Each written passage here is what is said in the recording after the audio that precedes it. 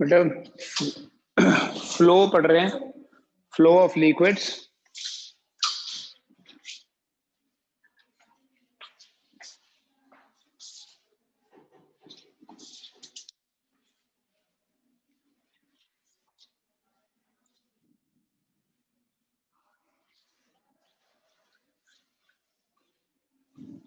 आज बात करेंगे बेटा about the types of fluid flow.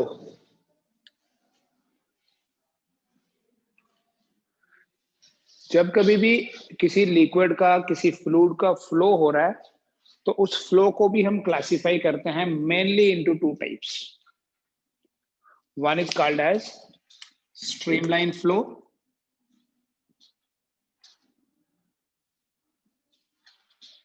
और दूसरा है बेटा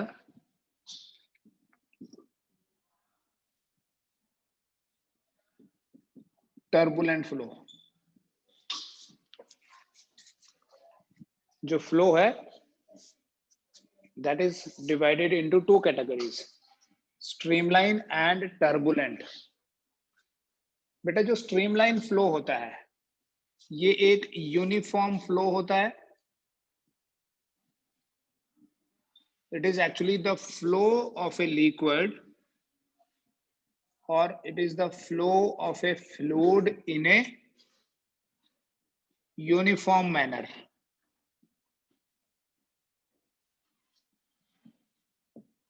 लिक्विड का फ्लो है एक परफेक्ट ऑर्डर में, इसलिए इस स्ट्रीमलाइन फ्लो को ऑर्डरली फ्लो भी बोलते हैं।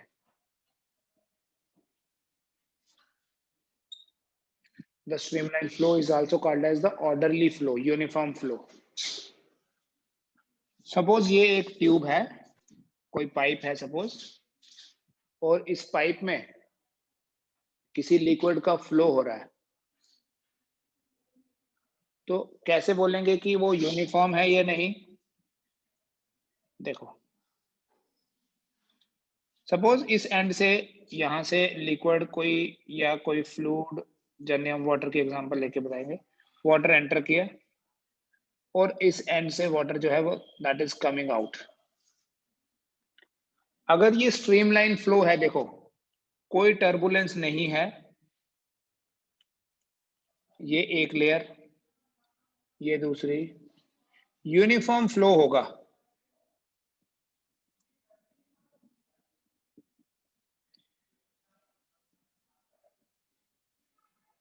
जितना लिक्विड एंटर करेगा उतना बाहर निकलेगा। यूनिफॉर्म होने का देखो टेक्निकली ये मीनिंग है कि किसी पर्टिकुलर पॉइंट पे अगर फ्लूइड की वेलोसिटी है v1 अभी, तो थोड़ी देर बाद भी यहां पर v1 ही रहेगी।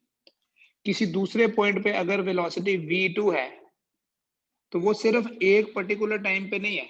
अभी अगर v2 है, थोड़ी देर बाद दूसरा पार्टिकल आएगा उसकी भी v2, जहां कहीं v3 है तो उस पॉइंट पे हर बार v3 ही रहेगी। ठीक है, इसे एक यूनिफॉर्म फ्लो या इसे एक ऑर्डरली फ्लो बोलते हैं, जो एक परफेक्ट मैनर में होगा। और अगर ऐसे मान लो कि जैसे स्मूथली कोई फ्लो हो रहा है, किसी रिवर का फ्लो हो रहा है एंड क्या हो गया, अचानक से बीच में कोई छोटी सी रॉक आ गई या बड़ा सा कोई ऑब्जेक्ट आ गया, तो क्या हुआ, एक टर्बुलेंस क्रिएट हो गया। ये सारी की सारी जो स्ट्रीमलाइंस थी, इनको स्ट्रीमलाइंस बोलते हैं, ये सारी की सारी स्ट्रीमलाइंस जो है ये टूट जाएगी, turbulence will be created and वो जो फ्लो रहेगा फिर वो एक डिसऑर्डरली फ्लो होगा।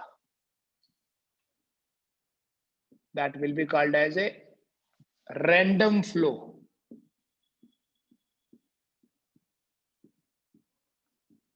तो अगर किसी फ्लूइड का फ्लो एक यूनिफॉर्म मैनर में है तो उसे स्ट्रीमलाइन फ्लो बोलते हैं। Different layers are called as different streamlines. और अगर रैंडम ऑर्डर में है तो उसे डिसऑर्डरली फ्लो या उसे टर्बुलेंस या टर्बुलेंट फ्लो बोला जाता है। The flow in A perfect manner is streamline and in a random manner it is called as the turbulent flow. इसी स्ट्रीमलाइन फ्लो को लैमिनार फ्लो भी बोलते हैं। लैमिनार फ्लो, देखो ये मान लीजिए बेटा कोई पाइप है, ठीक, इस पाइप में जो लेयर बाउंड्री के साथ कांटेक्ट में होगी, सिलेंड्रिकल होती है पाइप, उसकी वेलोसिटी कम होगी, ठीक है, this will be slightly less velocity, ये वेलोसिटी ज्यादा, इस वाली लेयर की वेलोसिटी और ज्यादा, यहां और ज्यादा, एंड ऐसे ही यहां से हम स्टार्ट करें तो ये जो वेलोसिटी प्रोफाइल है इसको लैमिनार फ्लो भी बोलते हैं। मतलब यहां पर अगर किसी पार्टिकल की वेलोसिटी अभी है v, तो थोड़ी देर बाद जो दूसरा आएगा उसकी भी v होगी, ठीक है। Of course this will be more, this is less, ये कम, ये और कम, ऐसे ही ये वाली भी, ठीक है। इस यूनिफॉर्म फ्लो को, इस स्ट्रीमलाइन फ्लो को लैमिनार फ्लो भी बोला जाता है, ठीक है। और ये जो फ्लो है बेटा, ये बेसिकली वेलोसिटी पे भी डिपेंड करता है। देखो एक चीज समझो, किसी रिवर में स्मूथ फ्लो हो रहा है लिक्विड का, बिल्कुल आराम से पानी आगे जा रहा है, no rock is there, nothing, तो उसे बोलेंगे स्ट्रीमलाइन फ्लो है। बट सडनली क्या हुआ, सडनली बाढ़ आ गई, ठीक है, बड़ी तेज आ गया पानी, तो वो स्ट्रीमलाइन नहीं रहेगा, फिर वो टर्बुलेंस हो जाएगा। बीच में कोई रॉक सपोज नहीं भी आई, फिर भी वो टर्बुलेंट है। वो टर्बुलेंस कैसे क्रिएट हो गया, क्योंकि कोई भी फ्लो स्ट्रीमलाइन होता है up to certain maximum value of velocity. अगर वेलोसिटी उससे ज्यादा हो जाएगी तो टर्बुलेंस। जैसे आप कोई गाड़ी चला रहे हैं तो एक पर्टिकुलर स्पीड तक we can have a stable motion, उससे ज्यादा स्पीड कर देंगे तो वो अनस्टेबल सा हो जाता है। जैसे कोई कार भी है तो एक पर्टिकुलर स्पीड से ज्यादा होने के बाद वो वाइब्रेट करने लगेगी, अनस्टेबल हो जाएगी, दैट इज टर्बुलेंस। इस वेलोसिटी को क्रिटिकल वेलोसिटी बोलते हैं, ठीक है। वी नीड टू अंडरस्टैंड कि ये क्रिटिकल वेलोसिटी क्या है।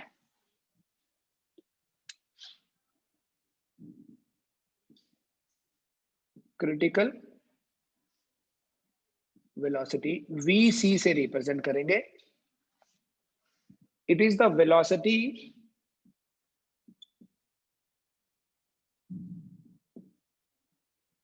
of a fluid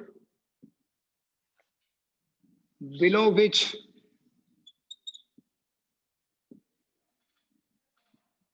the flow is streamlined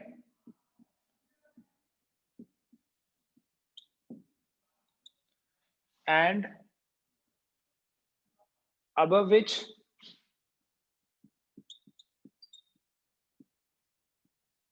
it becomes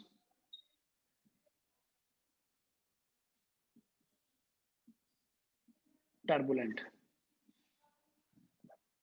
इसके नीचे नीचे स्ट्रीमलाइन और इससे ऊपर टर्बुलेंट, ठीक है। इसलिए क्रिटिकल, क्रिटिकल का मतलब है boundary.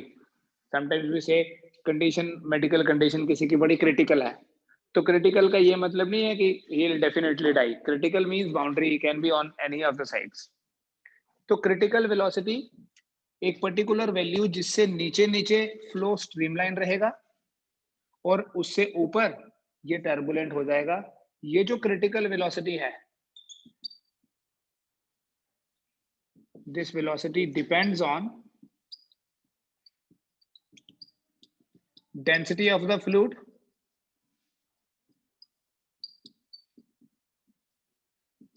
it is rho,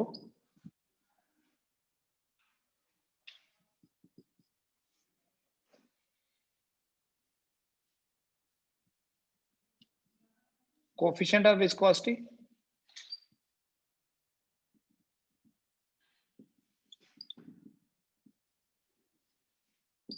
that is eta, fluid की density, coefficient of viscosity and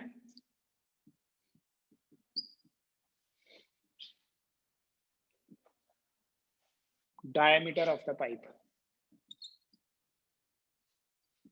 diameter of the tube, जो भी ट्यूब हमने ली उसके डायमीटर पे डिपेंड करता है।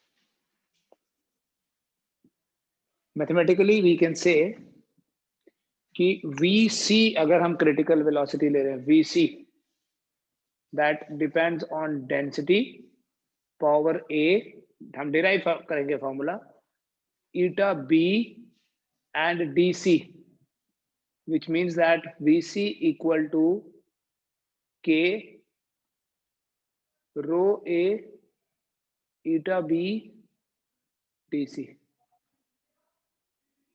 Get the values of A, B and C. A, B और C की वैल्यूज निकालो।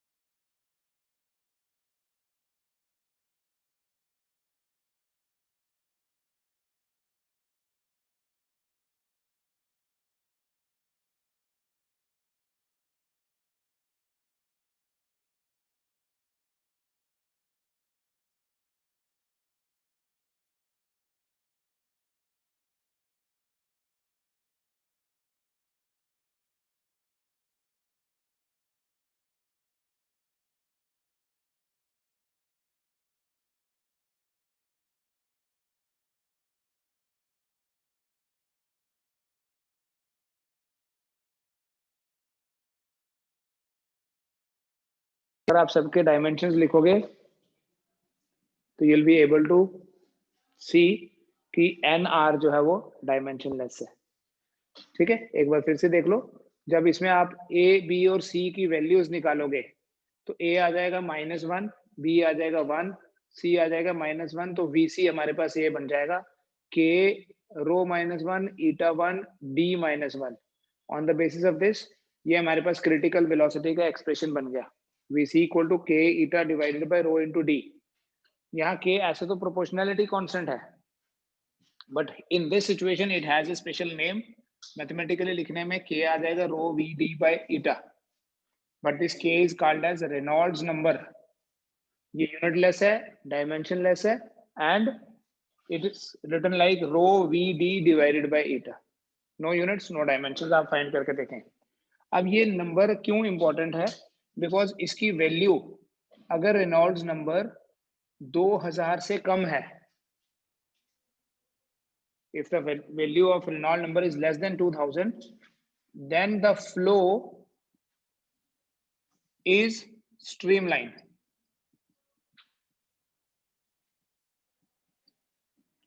If NR is less than 2000, then the flow is streamlined, and if NR is greater than 3000, then the flow is turbulent. तब जो flow होगा वो turbulent होगा। तो अगर 2000 से ज्यादा और 3000 से कम है, if the value of Reynolds number is less than 2000, it is streamlined, more than 3000 is turbulent. So what if it is in between? No, it is uncertain. It can change from one to the other form. So sometimes it is turbulent, sometimes it is streamlined. It is not sure वो कैसा होगा। 2000 से कम value होगी तो streamline है, 3000 से ज्यादा होगी तो टर्बुलेंट है। In between it keeps on changing, sometimes streamline, sometimes turbulent. ठीक है, अनसर्टन होगा। ठीक है, कल जो वेलोसिटी की बात की थी that is totally different concept. उसे टर्मिनल वेलोसिटी बोला था। जो ऑब्जेक्ट नीचे आ रहा है तो उसकी जो वेलोसिटी है दैट इज कांस्टेंट वेलोसिटी, इसको टर्मिनल वेलोसिटी बोलते हैं। ये वेलोसिटी चेंज हो जाएगी अगर हम डेंसिटी चेंज करेंगे, डायमीटर चेंज करेंगे, लिक्विड चेंज करेंगे। टर्मिनल वेलोसिटी के अलग फैक्टर्स हैं, अलग कॉन्सेप्ट है, और critical velocity is a different concept. Then we study about an equation now, very important equation in hydrodynamics. इसे बोलते हैं बेटा equation of continuity.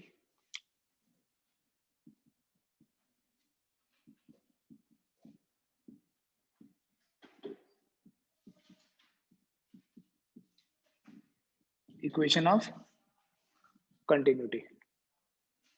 This equation says कि for the streamline flow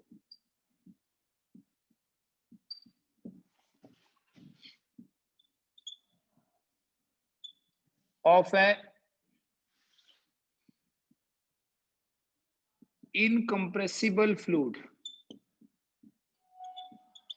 incompressible fluid वो होगा, जो भी फ्लूइड मोशन में है ना वो इनकम्प्रेसिबल है, जिसकी डेंसिटी थ्रू आउट सेम है। ऐसा नहीं है कि यहाँ डेंसिटी ज्यादा और यहाँ कम। If the liquid is flowing it should be incompressible. For the streamlined flow of an incompressible fluid, the rate of flow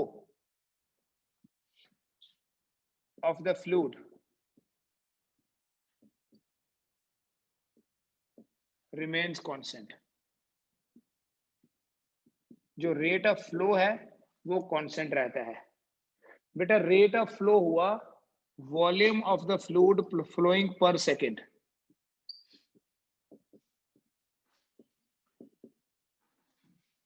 volume of the fluid flowing per second remains constant. For the streamlined flow, the volume of the fluid flowing per unit time, per second means per unit time, remains constant. मतलब volume, ये suppose करो कोई pipe है, uniform non uniform जैसे मर्जी है, मैंने uniform ले ली। इस पाइप की कुछ पोर्शन को हम कंसीडर कर लेते हैं जिसकी लेंथ है L। यहां से फ्लूइड का फ्लो हो रहा है एंड वी से इक्वेशन ऑफ कंटिन्यूटी के अकॉर्डिंगली कि volume divided by time constant हो गया. Rate is always with respect to time. Rate of flow of fluid means volume of fluid per unit time. अगर इस एक एंड का area of cross section A है, length L है और यहां से लिक्विड वी वेलोसिटी से जा रहा है, तो इस वॉल्यूम की जगह हम लिख सकते हैं बेटा area into length upon time is constant, है ना.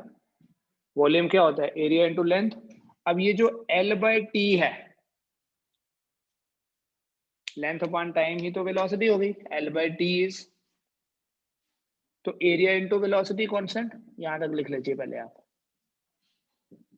इक्वेशन ऑफ कंटिन्यूटी का मतलब है एरिया और वेलोसिटी का प्रोडक्ट सेम रहता है. इसका ये मतलब हुआ एरिया इंटू वेलोसिटी कांस्टेंट है. देखो इन जनरल हम इक्वेशन ऑफ कंटिन्यूटी को सिंपली इतना ही अगर अंडरस्टैंड करें कि एरिया और वेलोसिटी का प्रोडक्ट कांस्टेंट है, तो हम ये बोल सकते हैं that velocity is equal to constant divided by area. So velocity is inversely proportional to area. ये है इक्वेशन ऑफ कंटिन्यूटी. जब भी एरिया कम करें, जैसे ये देखिए कोई ट्यूब है and this tube has non uniform area. एक एंड से लिक्विड एंटर कर रहा है, उसका एरिया है A1, वेलोसिटी है V1. दूसरे एंड से लिक्विड बाहर निकल रहा है, वेलोसिटी V2 है, एरिया A2 है. तो एरिया और वेलोसिटी का प्रोडक्ट कांस्टेंट रहता है. इसका ये मतलब होता है कि A1 V1 is equal to A2 V2.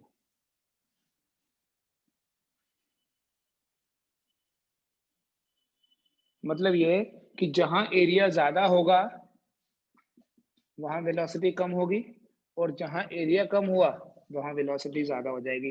Velocity is more where area is less and vice versa. Velocity is more where area is less and velocity is less where area is more. जहां velocity ज्यादा वहां area कम होना चाहिए. ठीक है, इसलिए हम ये चीज ऑब्जर्व कर सकते हैं. हम कोई पाइप ले लें, पाइप के एक एंड को टैप के साथ जोड़े और टैप ओपन कर दें. दोनों का एरिया अगर बराबर हुआ तो जिस वेलोसिटी से पानी एंटर करेगा उसी वेलोसिटी से बाहर निकलेगा. बट अगर हम आगे उसका जो ओपन है उसको थंब के साथ बंद कर दें थोड़ा, so what will happen? Area कम हो जाएगा and because of that water will come fast. तेज आएगा, दूर तक गिरेगा वो. क्योंकि जब भी एरिया कम, जितना लिक्विड एंटर कर रहा है बाहर, बीच में तो कहीं नहीं रुक सकता. देयर इज नो पैसेज की कहीं रुके, तो जितना एंटर करेगा उतना ही बाहर निकलेगा. ठीक है, तो अगर हम एरिया को कम करेंगे तो वेलोसिटी को, जैसे 1 मिनट में वहां से 1 लीटर एंटर किया तो एरिया कम कर दिया, तो ऑटोमेटिकली वेलोसिटी बढ़ जाएगी ताकि 1 मिनट में फिर से 1 लीटर ही निकले. ठीक है, ये है equation of continuity. The volume of liquid flowing per unit time is constant. Volume basically देखो डेंसिटी होता है मास अपॉन वॉल्यूम. तो वॉल्यूम क्या हो गया? Mass by density. आपकी देखो अब असाइनमेंट में क्वेश्चन भी होगा कोई, मैंने बोला इनकम्प्रेसिबल लिक्विड है, मतलब डेंसिटी तो कांस्टेंट ही है. तो वॉल्यूम कांस्टेंट मतलब पर यूनिट टाइम जितना मास एंटर करेगा उतना मास, जितना अमाउंट एंटर करेगा उतना बाहर भी निकलेगा. तो एक एंड से अगर एंटर कर रहा है सम एक्स अमाउंट ऑफ वाटर, आगे जाके ये दो एंड्स बन गए, तो इन दोनों को ऐड करके एक्स ही आना चाहिए. ठीक है, तो ये वाला क्वेश्चन आपका एक असाइनमेंट में होगा. यहाँ से देखो पानी एंटर कर रहा है, यहाँ से इसका प्रोडक्ट देखो, इन दोनों में एरिया और वेलोसिटी का प्रोडक्ट देखो, इनको ऐड करके ये निकलेगा.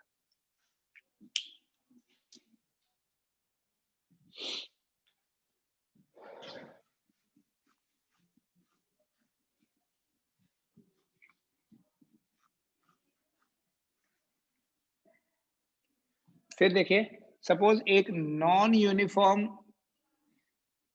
पाइप है हमारे पास,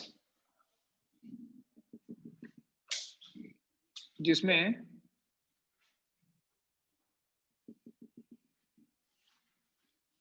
एक एंड का रेडियस है R1, दूसरे एंड का रेडियस है R2। अगर यहां से लिक्विड V1 वेलोसिटी से निकल रहा है, यहां से V2 से एंटर कर रहा है, उल्टा कर दो, इसको R1 बोल दो, इसको R2 बोल दो, R1 V1, R2 V2। What is the ratio V1 V2?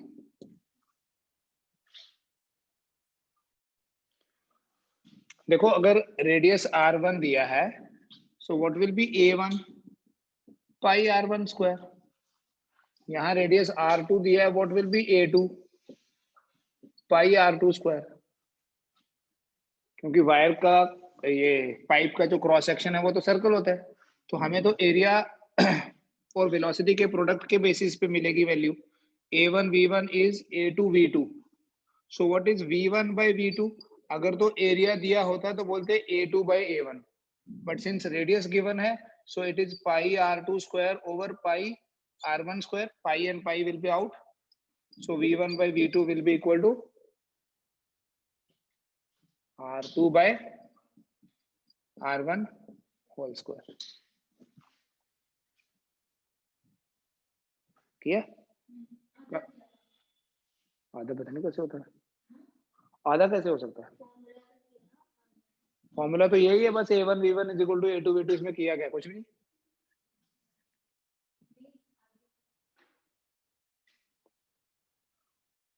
ठीक है, we have one more example जिसमें इक्वेशन ऑफ कंटिन्यूटी अपने आप ही लग जाती है। देखो, अपने आप ही अप्लाई हो जाता है ये कॉन्सेप्ट, एरिया और वेलोसिटी का प्रोडक्ट। देखिए, किसी टैप में से you observe the tap water flowing down. Suppose this is some tap, we open the tap and water starts falling down. So it always falls in such a way कि जितने area पे ये fall करता है वो area कम होता है। यहाँ बड़े एरिया में से निकला, बट धीरे धीरे पास पास आता जाता है। जैसे जैसे नीचे आता है ना पानी, कम्स क्लोजर। व्हाई?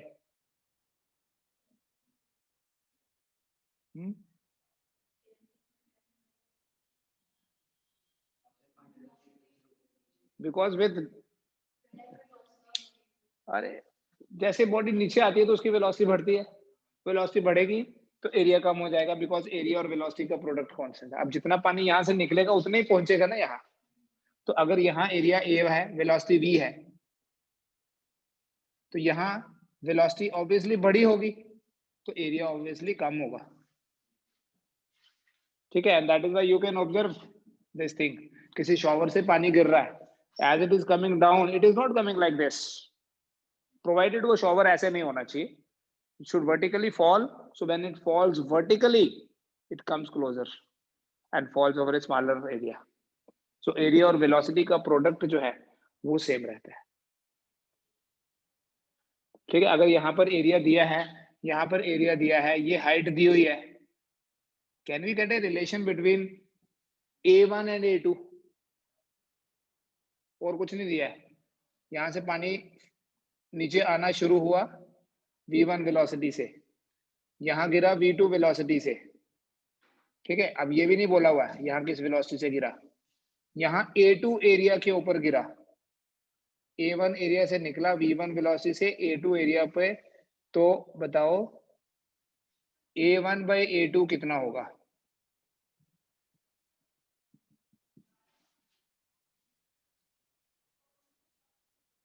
जब ये पानी यहां से नीचे आएगा, h डिस्टेंस ट्रेवल करने के बाद उसकी वेलोसिटी कितनी हो जाएगी? अरे यार, रामायण खत्म हो गई सारी। V2 by V1, we have a equation V square equal to U square plus 2AS. It is falling down because of gravity. So we write V2 square, अगर यहाँ V2 वेलोसिटी हो गई है, वहां V1 थी प्लस 2GH, तो V2 क्या हो गया? Square root of V1 square plus 2GH square root, right. अगर A1 बाई A2 पता करना है तो A1 बाई A2 होता क्या है? V2 by V1। V2 by V1 को क्या करना है, ये बोलना है ना। V2 बाई V1 तो हो गई, एक ही इक्वेशन है, A1 V1 is equal to A2 V2। तो मैं बोलूं A1 बाई A2 क्या होगा, तुम बोलो V2 बाई V1 होगा, वही तो क्वेश्चन है। A1 बाई A2 होगा कितना? V2 बाई V1 थोड़ी, V2 बाई V1 तो फॉर्मूला है, वैल्यू डालनी है उसमें। It is equal to V1 square plus 2GH divided by V1। Squaring both sides क्यों? जब A1 बाई A2 निकल गया तो स्क्वेयरिंग बोथ साइड्स।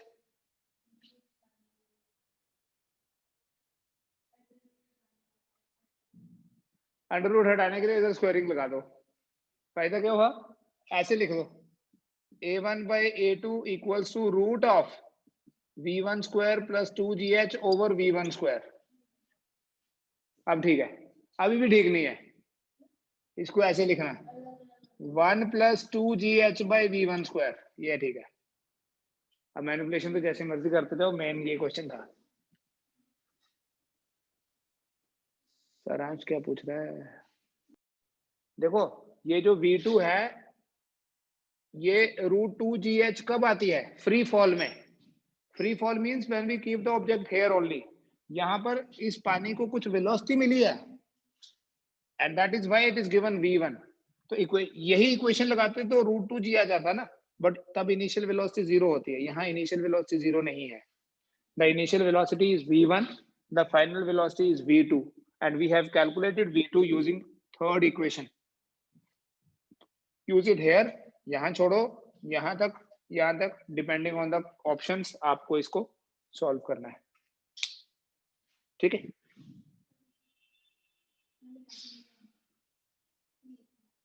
नोट करना करो, मैं भी और पढ़ाऊंगा थोड़ा।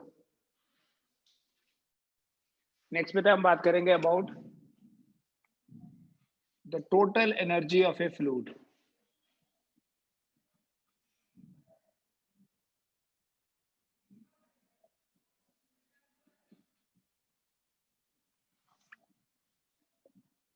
Total energy of a fluid, fluid अगर मोशन में है, total energy of a fluid in motion.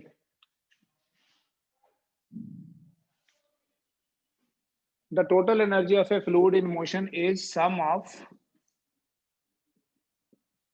its kinetic energy, its potential energy,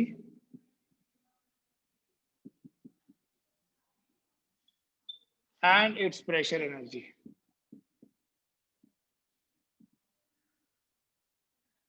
जब भी फ्लूइड मोशन में होगा तो उसके पास तीन तरह की एनर्जीज होंगी, one is kinetic energy, the other is potential and the third is pressure.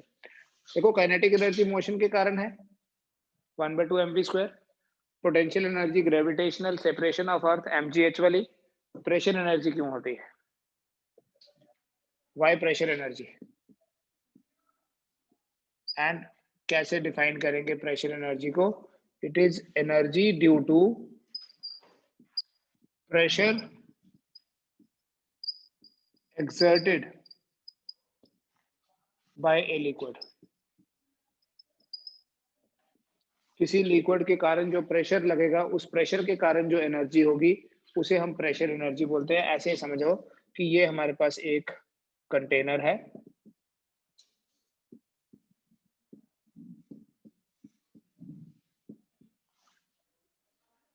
ठीक है, एंड इसके लोअर पार्ट में यहां पर ना एक पिस्टन है, वी नो यहां प्रेशर P होगा, ठीक है। ये पिस्टन मूवेबल है और इस पिस्टन की मूवमेंट हो जाती है प्रेशर के कारण, यहां से यहां ये डिस्टेंस इसने जो मूव किया ये x मान लो। बेटा अगर इस पिस्टन का area of cross section A है तो कितनी फोर्स लगी? P इंटू A, देखो ना ये पिस्टन यहाँ से, इसका एरिया ए है, यहाँ से मूव करके यहाँ आ गई, तो फोर्स लगी होगी। तो प्रेशर एनर्जी क्या है? Basically energy due to pressure exerted by a liquid और fluid, it is actually the work done due to the pressure.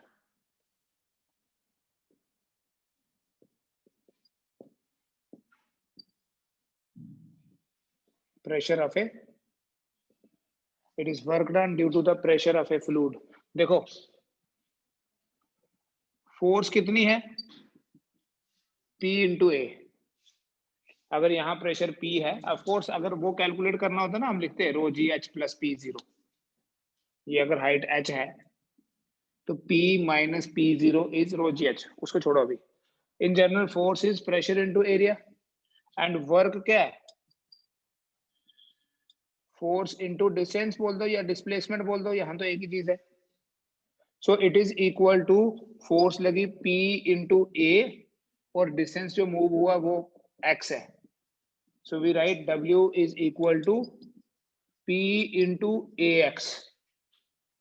Again see what is area into distance. ये वाला वॉल्यूम आ गया। अगर ये वॉल्यूम V है, so we write it is equal to P into V.